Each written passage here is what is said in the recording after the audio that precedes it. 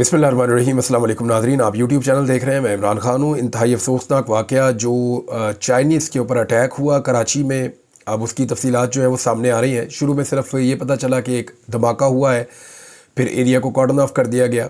फिर बाद में आहिस्ता आहिस्ता इत्तलात आई और पता चला कि चाइनीज़ थे जो पाकिस्तान आ रहे थे। पाकिस्तान और चीन की ज़बरदस्त दोस्ती है, एक शराकतदारी भी है। चाइनीज़ और पाकिस्तान जो है वो एक दूसरे के साथ मिलकर काम करते हैं। यहाँ पाकिस्तान में बहुत सारे प्रोजेक्ट हैं और पाकिस्तान जो है वो चाइना के साथ तिजारत भी करता है और एक ज़बरदस्त किस्म के पड़ोसी भी हैं। तो ये बड़ा लंबा एक हमारा ताल्लुक़ है चीन के साथ। लेकिन चीन के जो काम करने के लिए लोग पाकिस्तान में आते हैं उनके ऊपर कई मरतबा अटैक हो चुका है और ये बार बार अटैक होता है। इसमें ज़्यादातर जो दहशतगर्द तंजीमें हैं जिनका ताल्लुक़ बलूचिस्तान से है या बैरून मुल्क से है, वो ज़्यादातर इन हमलों के अंदर शामिल होती हैं। इस मरतबा भी ऐसा ही कुछ हुआ। ये एक दहशतगर्द हमला था जिसमें 2 चीनी शहरियों समेत 3 अफराद हलाक हुए, 17 अफराद इसके अंदर ज़ख्मी हुए हैं। बहुत सारी गाड़ियाँ जो हैं वो जलकर तबाह हो गई हैं और चीन ने कहा जी कि जल्द अज जल्द इसकी तहकीकात की जाए, पाकिस्तान के ऊपर उन्होंने कहा। और साथ ही साथ पाकिस्तान ने कहा कि ये पाकिस्तान और चीन के जो ताल्लुकात हैं ये उनको ख़राब करने की एक साजिश है। दूसरी जानिब पाकिस्तान की हुकूमत ने यकीन दिलाया कि पाकिस्तान मुजरिमान को न सिर्फ कैफ़रे किरदार तक पहुँचाएगा बल्कि आइंदा इस तरह के वाक़यात को रोका भी जाएगा। ये बारहा वाक़यात होते रहे।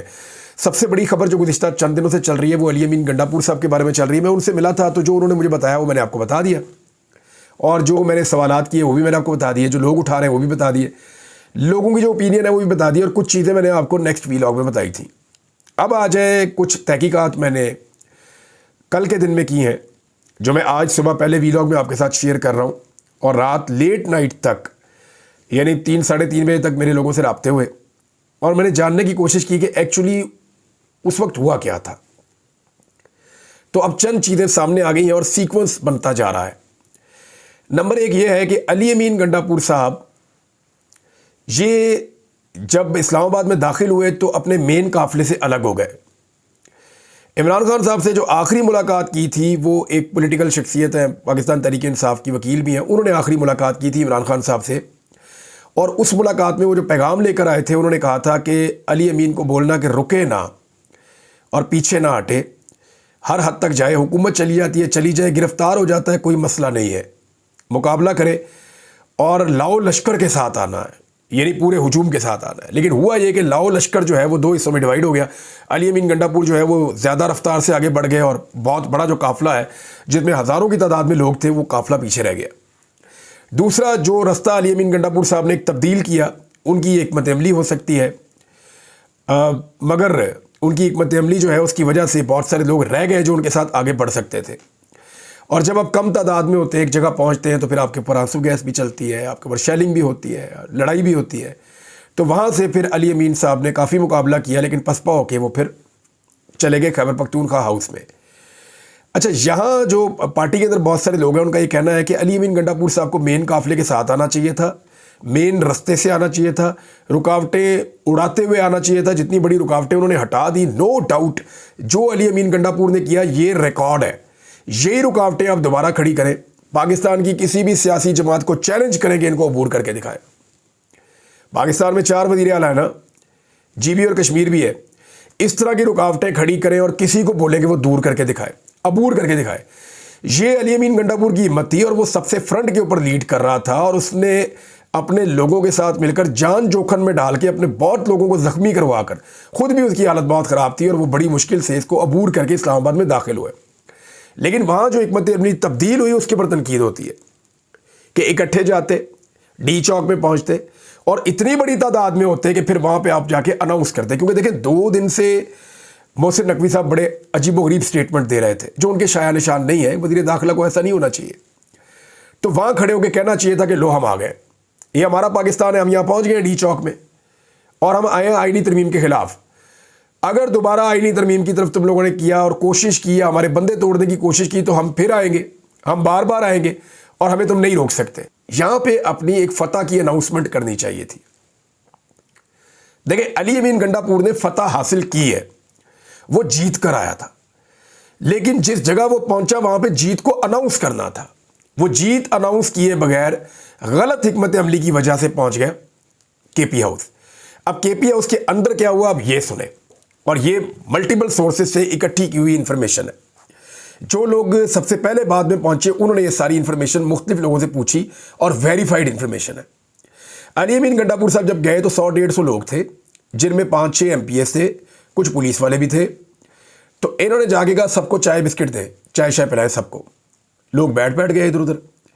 उसके बाद गंडापुर साहब चले गए जो CM की एनेक्सी है उधर, और उनके साथ कुछ सिक्योरिटी के लोग होते हैं जो बड़े ख़ास हैं, वो हमेशा उनके साथ साथ रहते हैं। वो पहले उनमें से एक इमरान खान साहब के साथ भी था।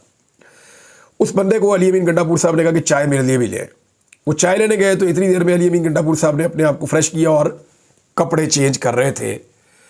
तो इस बीच में वो एक सिक्योरिटी वाला भागा हुआ आया और उसने गंडापुर साहब को बताया कि जनाब नीचे अटैक हो गया, रेंजर्स और पुलिस आ गई है। अब यहाँ में 2 ऑप्शन थे, या तो अली अमीन गंडापुर साहब नीचे आते, दरवाज़ा खोलते और उनको कहते कि क्या मुसीबत है, क्यों यहाँ घुस रहे हो, फेस कर लेते। दूसरा ये था कि वहाँ से स्किप हो जाते।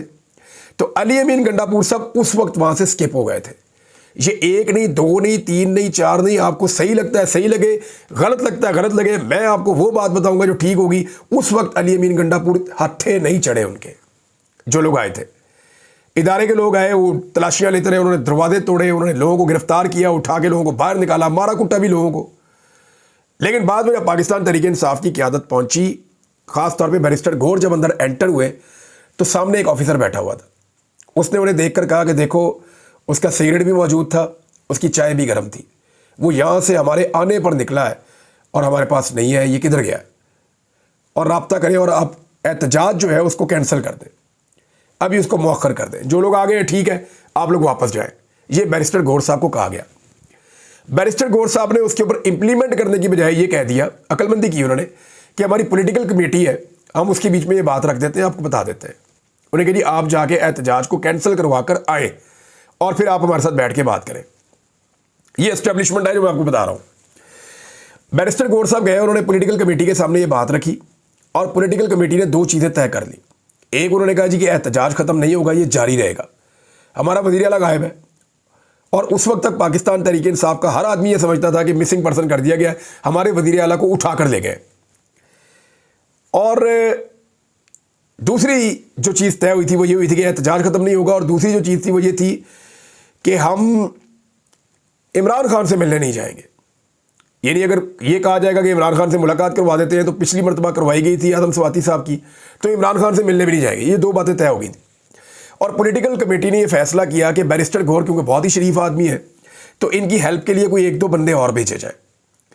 तो एक फिरदौस शमीम नकवी साहब को और एक हामिद रज़ा काज़मी साहब को, 2 लोगों ने हामी भरी और ये 2 लोग गए मिलने के लिए। जब ये मिलने के लिए गए, अब इससे आगे जो मैं इन्फॉर्मेशन आपको दे रहा हूँ, ये वो इन्फॉर्मेशन है जो कंफर्म नहीं है अभी तक। यहाँ तक जो हुआ ये कंफर्म है। वो मिलने के लिए गए तो वो लोग वहाँ से जा चुके थे, जो एस्टेब्लिशमेंट के ऑफिसर्स थे। तो उनका एक ऑफिस है कहीं और, एक और आगे ब्लॉक में, वो वहाँ चले गए और जाकर वहाँ पर जब मिलने गए तो जो मेन ऑफिसर था वो नहीं मिला। जूनियर ऑफिसर से उनकी मुलाकात हुई और उन्होंने पैगाम पहुंचा दिया कमेटी का कि जी ना तो हम एहतजाज ख़त्म कर रहे हैं इस वक्त, और ना ही हमारी पार्टी इस बात पे राज़ी है कि आप इमरान खान साहब से हमारी मुलाकात करवा के तो हम उन्हें मना के ख़त्म कर दें। हम ये दोनों चीज़ें नहीं कर रहे। तो गंडापुर कहाँ है और वो सीनियर ऑफिसर कहाँ है? तो उन्होंने कहा जी उनकी तो एक मीटिंग चल रही है। अब इसमें शुबा ये है कि उस वक्त या तो अली अमीन गंडापुर साहब ने खुद रब्ता किया, मुमकिन है उन्होंने किया हो कि भाई तुम मेरे पीछे भागे हो, आओ बैठे बात करते हैं, या तो ये होगा, या कहीं बाहर अली अमीन गंडापुर साहब जब निकले या किसी जगह छुपे वहां से वो ट्रेस हो गए। क्योंकि देखें, जो अली अमीन गंडापुर साहब कहानी बता रहे हैं ना, वो बता तो रहे हैं, वो पर्दा डाल रहे हैं, किसी और के गुनाह पे पर्दा डाल रहे हैं। तो वो अली अमीन गंडापुर ने तो पहले भी पर्दा डाला था, वो फिर पर्दा डाल रहे हैं। लेकिन एक्चुअली कोई उस पर यकीन नहीं कर रहा। लोगों को पता है कि अली अमीन गंडापुर साहब ने कहीं पे कोई नेगोशिएशंस, कोई बातचीत, कुछ ना कुछ हुआ, इनको कहीं ले जाया गया, और ये खबरें भी दी गई लोगों ने कि जनाब ले जाया गया और वह बातचीत भी हुई है। अब जो कुछ हुआ उसके बाद वो मैं आपको पहले बता चुका हूँ कि वो फिर उसके बाद नुसरत जावेद साहब की खबर ठीक है, उन्होंने कहा जी असेंबली में आ जाएंगे अचानक। फिर वो असेंबली में आ गए, खैबर पख्तूनख्वा असेंबली में। उससे पहले उन्होंने चंद लोगों के साथ खाना भी खाया दोपहर का, एक आदमी के साथ दोपहर का खाना खाया, ताकतवर आदमी, और जो ताकतवर आदमी है वो सियासतदान भी नहीं है। फिर अपनी पार्टी के 3 लोगों से वो मिले भी, हिकमत अमली बना के फिर वो असेंबली में गए और वहाँ जाके उन्होंने तकरीर की वो वाली जिस पे लोग यकीन नहीं कर रहे। हाँ, ये बात कंफर्म है कि पहले हल्ले में जब केपी हाउस के ऊपर अटैक किया गया तो अली अमीन गंडापुर काबू नहीं आए। ये बात बिल्कुल ठीक है। अब उस वक्त से लेकर अब तक अली अमीन गंडापुर के ऊपर ना कंटिन्यूसली तनकीद हो रही है, होनी भी चाहिए। कुछ फैसले और चीज़ें उन्होंने गलत की हैं, लेकिन अगर कोई ये कहता है कि वो गद्दार है और वो इमरान खान से वफादार नहीं है तो मुझे लगता है कि ये ज़्यादती और ये गलत बात है। हिकमत अमली गलत हो सकती है, कोई बंदा कंप्रोमाइज़ हो सकता है किसी मौके पे, कोई बंदा किसी मौके पे कमज़ोर पड़ सकता है, किसी मौके पे जो वो फैसला ले रहा है वो नुकसानदेह हो सकता है, या उसके दिमाग ने जितना काम किया उसने उतना किया, इंस्टेंट रिएक्शन उसका ठीक नहीं था। लेकिन अली अमीन गंडापुर जैसे आदमी को आप ये नहीं कह सकते कि वो इमरान खान का वफादार नहीं है। इमरान खान का वो वफादार है, ये तनकीद करने वाले सारे लोग भी जानते हैं, क्योंकि देखें इमरान खान का वफादारी इतनी रुकावटें दूर कर सकता था। एक लम्हे के लिए वो विजुअल देखें ना आप, ड्रोन वाला, कि ऐसे 50 के करीब जो है ना वो बड़े बड़े ट्रॉलर्स उन्होंने एक दूसरे में फंसा के खड़े किए हुए हैं। उनको हटाना, इमरान खान साहब के दौर में क्या होता था, कंटेनर्स ऐसे खड़े कर देते थे, एक को इधर खींचा दूसरे को उधर धकेला, उसके उधर धकेला, जो खंदक है उसको भरा और निकल गए। मैक्सिमम वो करते थे कंटेनर के अंदर मट्टी भर देते थे, वजनी हो जाता था कि गाड़ी से ना हिले तो क्रेन लानी पड़े। इस मरतबा ये था ही नहीं, वो एक के अंदर दूसरा उन्होंने कंटेनर फंसा के तो सीधे खड़े किए हुए थे, क्रॉस भी खड़े नहीं किए थे। तो ये मुमकिन ही नहीं लग रहा था कि यहां से हटाया जाएगा। अगर वो सारा काम एक आदमी करके आया ना तो वो इमरान खान का वफादार तो है, और वो डी चौ तक पहुंचा, उसने पहुंच के दिखाया भी। हाँ, ये है कि वो अपनी फतह की वो अनाउंसमेंट नहीं कर सका जो होनी चाहिए थी। अब मुराद सईद साहब का एक पैगाम भी आया और बड़ा जज्बाती उन्होंने एक पैगाम दिया है। उन्होंने कहा, मैं नहीं जानता कि किसी ने किसी को धोखा दिया या किसी के साथ धोखा हुआ, वक्त सारे राज खोल देगा। मैं जिन्हें बहुत अच्छे से जानता था, वक्त बदलने पर इनमें से बहुत अनजान निकले। नियतों के हाल फ़कत एक अल्लाह जानता है। मैं किसी के हक़ में ऐसा दावा नहीं कर सकता। हाँ, इतने अरसे की रफ़ाकत की बुनियाद पर अपने लीडर के मुतालिक एतमाद से कह सकता हूँ कि ना उसने कभी इस कौम का सौदा किया और ना वो करेगा। वो अपने मुजरिम माफ़ कर देगा, अपनी कौम के मुजरिमों को माफ़ करने वाला होता तो आज काल कोठरी में नहीं बल्कि मसनद पर होता। 4 अक्टूबर के एहतजाज से कबल भी खान साहब से मैदान में उतरने की इजाज़त मैंने चाही। जवाबन यही मालूम हुआ कि आपके हवाले से अहकामात में कोई रद्दबदल नहीं हुआ है, यानी आप अभी नहीं आ सकते। मुझे सियासत मिरास में नहीं मिली। मेरी सियासी बका अपने लोगों के दरमियान रहने में है, इनके साथ खड़े रहने में है। ये भी मेरा ईमान है कि ज़िंदगी मौत अल्लाह के हाथ में है। मेरी कौम गवाह है, ख़ुद को लाहक ख़तरात, वादे ख़तरात के बावजूद अमन मार्च, जलसों, इमरान खान की अदालती पेशियों, बनी गाला और जमान पार्क के कैंपों में हाजिर रहा हूँ। मगर अब जो हुक्म है सो है। मैं इस हुक्म की मसलियत से वाकिफ़ नहीं, ना ही मैं ख़ुद को इस तहरीक के लिए लाज़िम मलज़ूम समझता हूँ, मगर डिसिप्लिन मेरे लीडर से मेरी वफ़ादारी का तकाज़ा है। मुझे जितना भी नागवार रहे, लाख जबर सही, मगर मैं अपने अहद वफ़ा का पाबंद हूँ। इसी तरह एक और पाबंदी मैंने खुद पर लगा रखी है, पार्टी के अंदरूनी मामलात पर पब्लिक फोरम पर बात ना करने की पॉलिसी। मगर मेरा अपनी कौम से वादा है, मेरा कोई भी उसूल किसी भी शख्स से ताल्लुक़ आपसे और इमरान खान से मेरे ताल्लुक़ से बढ़कर नहीं है। मुझसे मंसूब हर शख्स इस बात पर गवाह है कि इमरान खान का नज़रिया और उसकी कौम मेरी ज़िंदगी में हर रिश्ते से मुकद्दम है। जिस दिन मुझे यकीन हो गया कि पार्टी क़यादत ने इमरान खान से गद्दारी की है, आप मुझे हर लिहाज से मुरव्वत से आज़ाद पाएंगे। मगर उस दिन तक मुझे और आपको अपना जहन तमाम इम्कानात के लिए खुला रखना है। मुराद सईद भी वही बात कर रहे हैं, नीयत पे आप शक नहीं कर सकते, प्रॉब्लम हो सकती है बंदे में। बदगुमानी जो है वो घुन की तरह होती है। अपनी सोच को बदगुमानी के साए से महफूज रखें, और ऐन मुमकिन है ये हमारे खिलाफ बतौर हथियार इस्तेमाल हो रही हो। मैं जानता हूँ कि तयशुदा हिकमत अमली और खान साहब की वादे अदायत पर अमल दरामद नहीं हुआ, मगर मैं फिलवक्त उसे गफलत गर्दानूंगा। मैं पहले भी कह चुका हूँ कि हम में से कोई भी इमरान खान नहीं है। हम इमरान खान बनने की कोशिश कर रहे हैं और इस कोशिश में हम कोताहियों के मुर्तकिब हो रहे हैं, और ज़िम्मेदारी का मुजाहरा हमें करना चाहिए।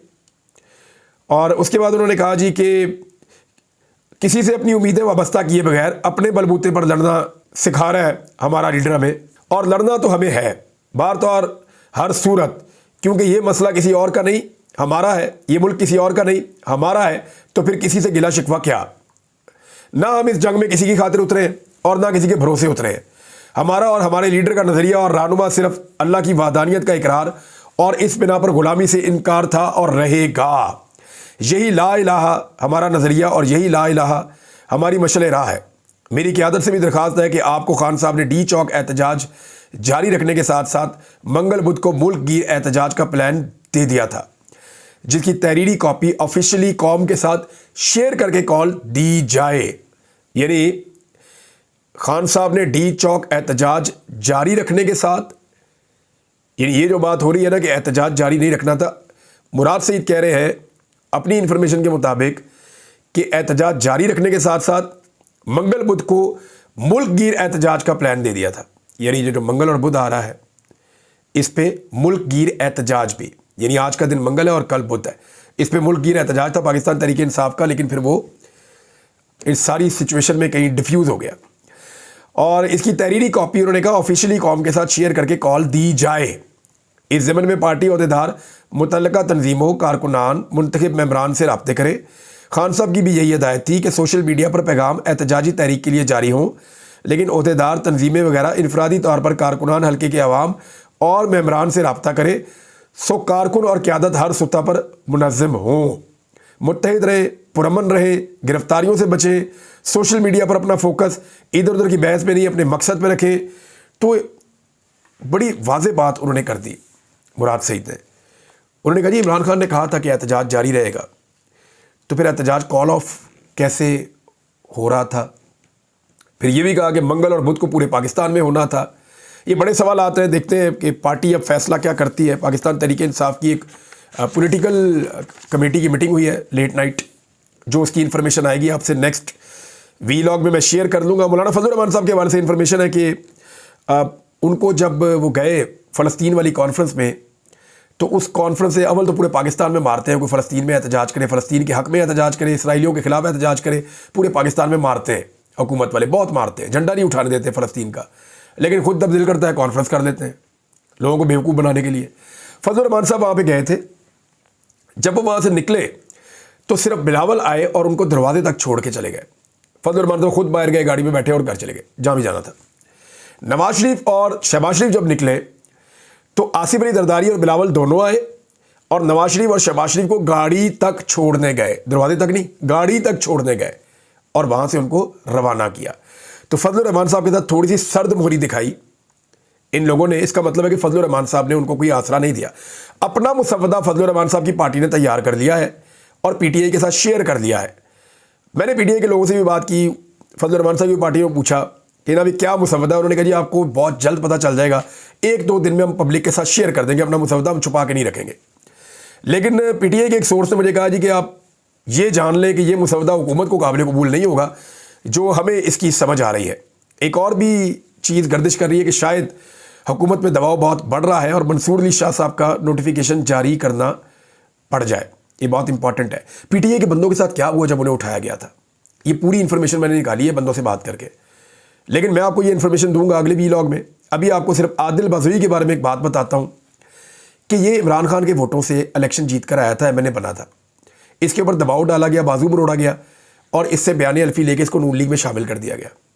ये आदमी पहले दिन से लेकर अब तक अपोजिशन के बेंचों में बैठता है, ये जाता ही नहीं हुकूमत में। और अब जब तरमीम का टाइम आया तो ये खड़ा हो गया, डट गया। इसने कहा जी मैं नहीं देता तरमीम के हक में वोट, मैं इमरान खान से बेवफाई नहीं कर सकता, ये तो उसके डेथ वारंट पे मैं साइन कर रहा हूं, तो मैं ये वोट नहीं डालूंगा। अब कीमत पता क्या चुका रहा है, नवाज शरीफ को पता है कि इसको इमरान खान के वोट पड़े, नवाज शरीफ इसके खिलाफ रेफरेंस भेजकर इसको डी सीट करवा रहे हैं। नवाज शरीफ इसके खिलाफ रेफरेंस भेज चुके हैं, इसको डी सीट करवा रहे हैं, हालांकि उनको पता है कि इसको इमरान खान के वोट पड़े हैं, ये मेरा एमएनए नहीं है, ज़बरदस्ती मुझे दिया गया था। इसकी जो प्रॉपर्टीज़ हैं वो कोयटा के अंदर तोड़ी जा रही हैं, इनका कारोबार तबाह किया जा रहा है, लेकिन ये शख्स अभी भी डटा हुआ है कि मैं तरमीम के हक में वोट नहीं डालूंगा। तरमीम पे और भी डेवलपमेंट्स हैं आपके साथ शेयर करूंगा। तहरीक इंसाफ के जो वकला हैं वो जा रहे हैं अदालत में आज के दिन इमरान खान साहब से मुलाकात की इजाज़त लेने के लिए, और तौहीन अदालत का उन्होंने केस दायर किया है और ये समन रफ़त साहिबा की, जस्टिस समन रफ़त साहिबा की अदालत में जाएगा, क्योंकि उन्होंने ये केस पहले सुना हुआ है। तो देखते हैं इसका रिजल्ट क्या आता है। अब तक के लिए इतने, अपना ख्याल रखिएगा, अपने इस चैनल का भी। अल्लाह हाफ़िज़।